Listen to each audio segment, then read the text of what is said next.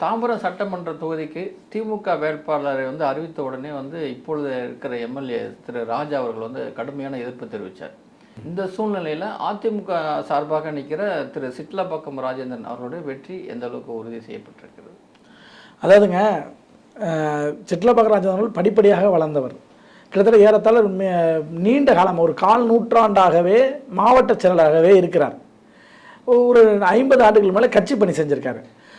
அந்த பரங்கிமலை ஒன்றியத்தில் ஒன்றிய சேர்மேனாக இருந்திருக்கார். அந்த அளவுக்கு.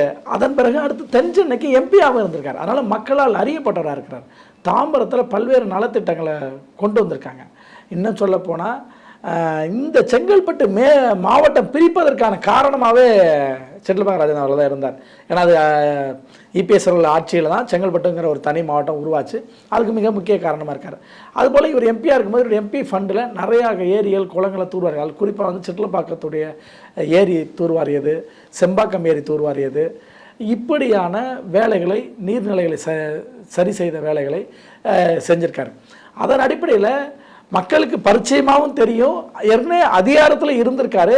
அப்படிங்கிற அடிப்படையில் மிக எளிமையாக வெல்வார். ஏன்னா அவர் எதிர்த்து போட்டியிடக்கூடிய கிருத்தியா தேவிங்கிற வேட்பாளர் பரிச்சயம் இல்லாதவர். அவர் ஒரு மருத்துவர் அப்படிங்கிறத தாண்டி பெரிய பரிச்சயம்லாம் ஒன்றும் இல்லை.